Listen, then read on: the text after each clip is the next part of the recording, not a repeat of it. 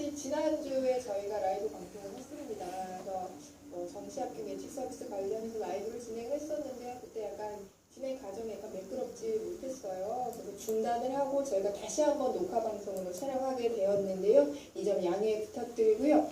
오늘은 이제 저희가 정시학교 예측 서비스에 대해서 이야기를 나눌 건데, 항상 제가 이 연구소 연구원님들과 함께 나오다가 오늘 변세경 팀장님은 많이들 처음 보실 것 같아요. 사실 이제 이분을 제가 소개를 한다면 바로 이제 정시학교 예측 서비스의 이제 실무자, 네, 운영을 총 담당을 하고 계시는 팀장님이시고요. 어떻게 보면은 이 서비스를 가장 잘 알고 계시는 분이시기 때문에 제가 오늘 모셔서 함께 서비스에 대한 이야기를 나눠보도록 하겠습니다. 오늘의 주제는 딱 여러분 이거 한 가지만 생각을 해주시면 될 것 같아요. 우리가 소위 말해서 배터리라고 하는 부분들이 있는데, 이 배터리가 사실 6칸, 7칸이라면 여러분들이 고민을 하지 않았을 거예요. 사실 이제 4칸일 때부터 내가 여기를 지원할 것인가 말 것인가에 대한 고민들이 진짜 클 텐데, 사실 이걸 결정하기 위해서는 우리 합격 예측 리포트들을 잘 보는 법을 여러분들이 알아야 되는데, 저희 서비스가 정보가 워낙 많다 보니까 이거를 제대로 해석하는데 좀 어려움을 겪으시는 것 같아서 이번 영상을 촬영하게 됐습니다. 그래서 주제는 이거예요, 여러분. 4칸일 때 내가 지를 것인가 혹은 버릴 것인가, 이걸 어떻게 해석해야 되는가를 오늘 변상현 팀장님과 함께 살펴보도록 하겠습니다. 본격적인 설명에 앞서서 저희가 우선은 여러 가지 리포트 중에서도 모의 지원 리포트 먼저 가볍게 살펴보도록 하겠습니다.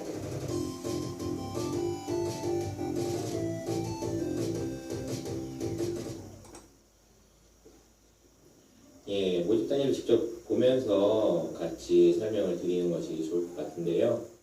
자, 나군의 건국대를 건국대 경제학과를 한번 같이 살펴보도록 하겠습니다. 근데 그냥 이게 5개나 리포트가 있어요. 뭐 예. 보는 순서가 있을까요? 보는 순서는 본인이 이제 좀 익숙해지면 원하는 순서대로 보시면 되는데, 이제 맨 앞에 있는 모의 지원 리포트하고 맨 뒤에 있는 성적 산출 리포트는 무료 사용자들도 보실 수가 있어요. 근데 그 두 리포트에서 중요한 정보를 먼저 설명을 드리고, 그 다음에 그 합격 예측 리포트, 예측 변경 리포트, 실제 합격자 리포트를 순서대로 설명을 드릴 텐데, 그냥 개괄적으로 설명을 드리면, 합격 예측 리포트는 올해의 모집 요강을 분석해서 최대한 그걸 녹여내서 올해의 예측된 결과를 보여주는 게 합격 예측 리포트고요. 그 다음에 예측 변동 리포트는 합격 예측 리포트에서 그러니까 올해의 지난 결과들을 모아서 보여주는 리포트입니다. 그리고 실제 합격자 리포트는 작년, 재작년 그 결과들을 올해 성적으로 같이 비교해 봤을 때 어떤 결과가 있을지를 볼 수 있는 리포트인데요.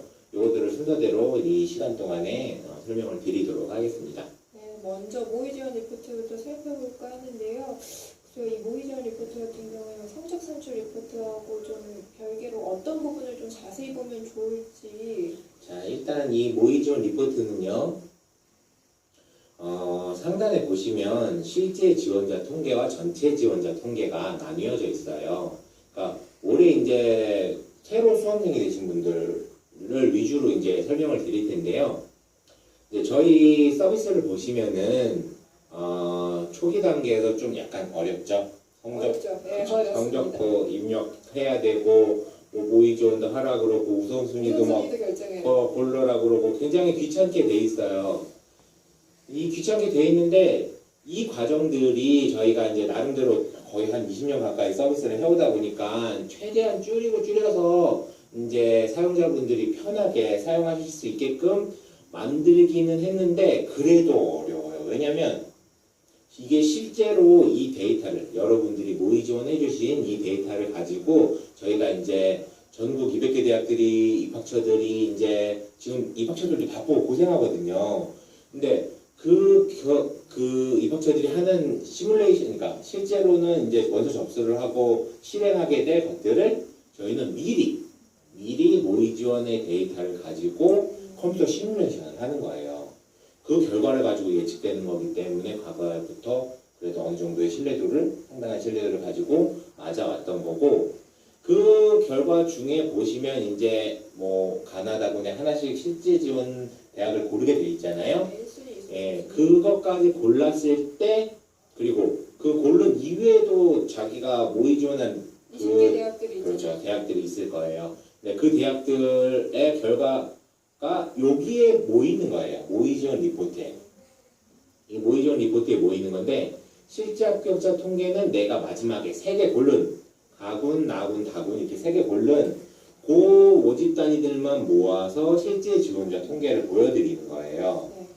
그러니까 상대적으로 더 의미가 있겠죠. 신뢰성이 더 있는 정보라고 볼 수 있겠네요. 그렇죠. 실제에 가까운 정보인 거죠. 그리고 전체 지원자 통계는 이제 실제 지원은 아니지만 20개 그래도 안에. 그렇죠. 내가 그 만들어 놓은 풀 안에 들어와 있다는 거기 때문에 학생들이 이 모집 단위에 이 정도의 관심이 있구나 정도를 가늠해 볼 수 있는 지표가 될 수 있을 겁니다.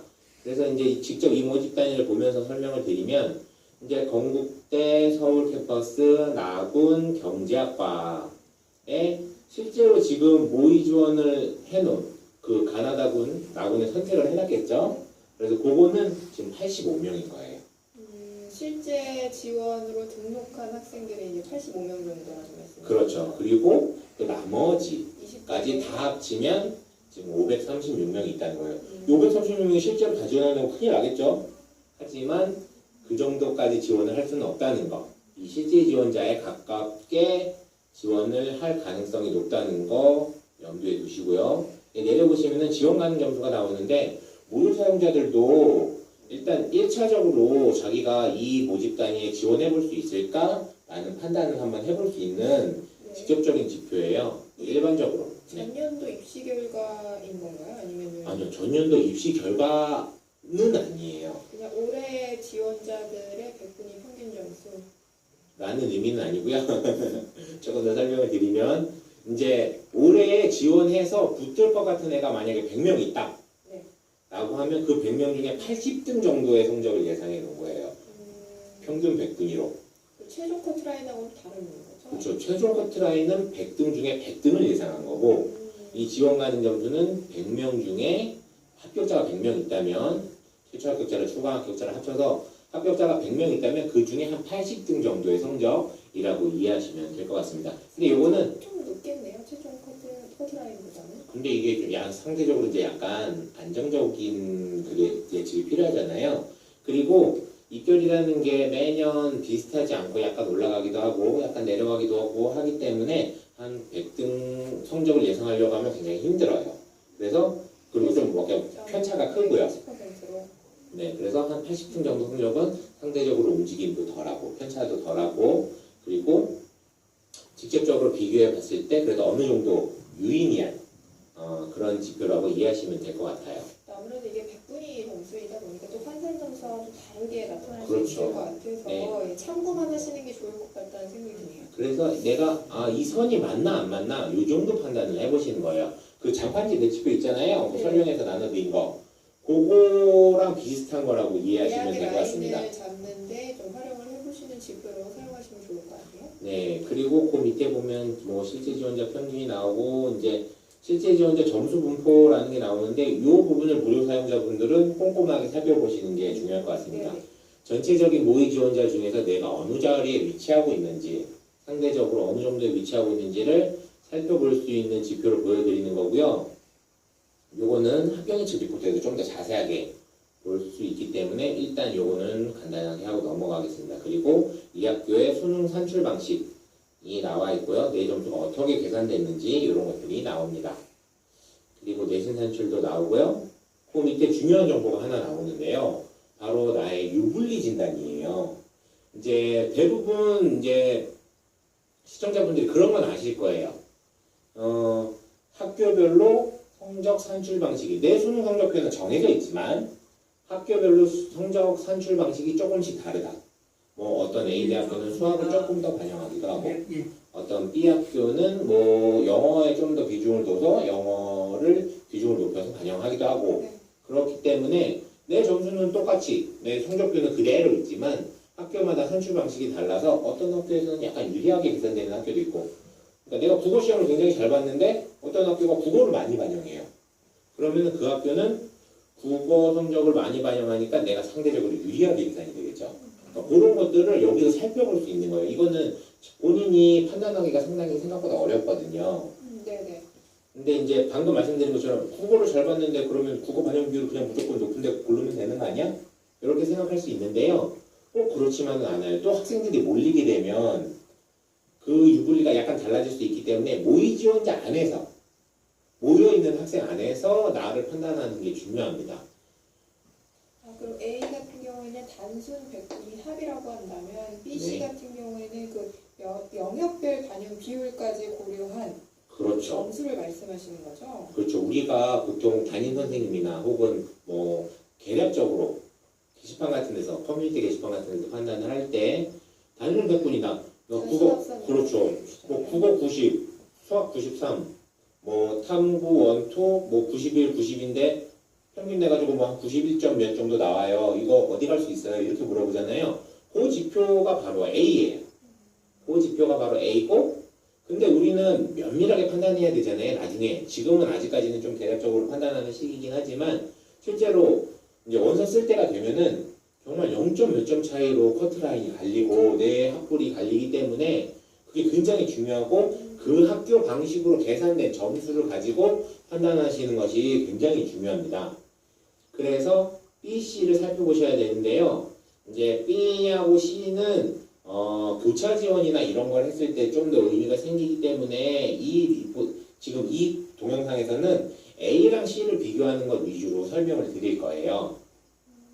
C는 이제 대학 학교 방식으로 줄 세웠을 때 나의 등수. 그리고 A는 아까 말씀드린 그냥 백분위 단순 합산의 평균으로 세웠을 때 나의 등수. 그 두 개를 비교해서 이 학교 방식으로 계산한 게 내가 일반적으로 줄 섰을 때보다 이 학교 방식이 등수가 좋다면 약간 유리한 게 되겠죠. 이 학생 같은 경우는 100분위는 24%, 그러니까 A일 경우에는 그렇죠. C일 경우에 19%인 걸로 봤을 때 네. 대학의 영역별 반영률이 높은 과목을 상대적으로 좀 잘 본 학생인가 봐요. 그렇죠. 지금 보시면은 숫자상으로는 24%, 19% 그러면 그렇게 크게 안 느껴지실 수도 있는데요. 등수로 보면 확 와닿으실 거예요. 지금 한 4,500명 정도 뭐 서울대 아니 건국대 서울 캠퍼스에 지원한 학생 모의 지원한 학생들이 있는데 이 4,500명 중에 단순하게 줄 세웠을 때는 내가 1,064등이에요. 근데 지금 C 이 학교 건국대 방식으로 줄 세울 때는 내가 889등이거든요. 네네. 무려 거의 170명 정도를 제끼는 거예요. 이 학교를 지원했을 때. 그러니까 이런 것들이 물론 점수가 얼토당토 않게 크게 차이나는 모집 단위에 지원했을 때는 이게 큰 의미가 없지만 실제로 그런 애들이 그런 친구들이 내 경쟁 상대는 아니거든요. 막 점수 요만큼 차이 나는 친구들끼리가 경쟁 상대이기 때문에 그 경쟁 상대들끼리 만났을 때는 이게 굉장히 의미가 있어지는 거예요. 그래서 내가 이 학교 방식으로 유리한지 불리한지 이걸 판단하시는 게 상대적으로 실제 지원했을 때는 굉장히 중요합니다. 아까 저희가 뭐 유리한 활용 지표를 찾아야 된다, 뭐 영역별 반영 비율을 보셔야 된다라고 말씀을 드렸는데 사실 하나하나 보시기 어려우실 땐 이걸 좀 참고해서 보시면 좀 확연히 좀 아실 수 있을 것 같고요. 네, 그럼 이어서 모의 지원자들의 관심 대학들을 분별로 볼 수 있는 부분을 좀 살펴보려고 하는데요. 예, 이제 지원을 하다 보면 다른 친구들이 이 모집 단위에 지원한 다른 친구들이 어디에 관심이 많은지가 궁금하실 거예요. 그래서 이거는 그냥 단순하게 이제 관심거리를 보실 수도 있고 내가 모의 지원을 추가적으로 해보는데 이용하실 수도 있습니다. 그리고 이제 중요한 게 바로 그 밑에 있는 합격 예측 적중률인데요. 지금 이제 적중률이라는 건 시중에 이제 약간 잘못 알고 계신 분들도 있고 뭐 정확하게 인지하고 계신 분들도 있는데 이거는 이제 과거에 저희가 3년 동안 서비스를 해본 결과 모의 지원했던 학생들이 실제 저희 예측 결과랑 실제 결과랑 어땠었는지를 보여드리는 거예요. 그러니까 만약 저희가 합격으로 예측할 수도 있잖아요. 합격으로 예측했는데 실제로 합격이 됐는지 저희가 불합격으로 예측했을 때는 실제로 불합격이 됐는지 그런 경우에는 이제 맞은 걸로 보고 저희가 합격으로 예측을 했는데 불합격이 됐다거나 아니면 불합격으로 예측을 했는데 합격이 된 학생들은 틀린 걸로 보고 그래서 그 비율을 저희가 산정해 놓은 거예요. 그러니까 단순히 합격한 학생들을 얼마나 맞췄냐가 아니라 그게 네. 합격이든 불합격이든 그렇죠. 예측에 대한 적중률을 정확하게 보여주는 지표라고 볼 수가 있겠네요. 네, 그렇습니다. 그러니까 지금 보시면 이모 집단위 같은 경우에는 과거 3개년 동안 적중률이 86.7%다 라는 건데 그러니까 100명을 예상했으면 저희가 한 13명 정도 틀렸다는 거예요. 저희 평균에 이게 거의 가깝거든요. 대략 87%, 87%, 88%요 정도 내외가 나오거든요. 평균적으로. 그러니까 제가 한 100명을 예상하면 12명 정도는 틀린다 라는 거고요. 지금 이거를 시중에서 좀 오해하고 계신 분들이 있는데 임의로 조작한다. 조작하시나요?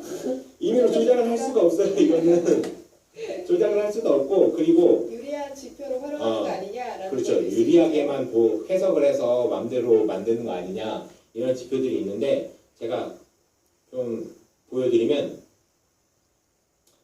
예를 들어서 한번 보겠습니다. 다른 모집단위들.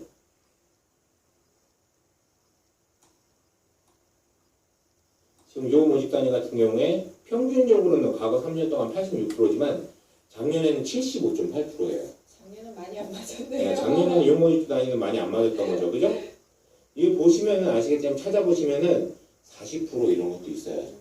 그지만 창피하지만 정말 창피하거든요. 솔직히 이 40% 예측하는 사람 입장에서 네. 이 데이터를 만드는 입장에서 되게 창피한 일인데도 불구하고 그걸 있는 그대로 보여드리는 건 요거 자체도 여러분들께 정보가 되기 때문이에요. 아, 이 모집 단위는 과거에 잘 못 맞췄구나.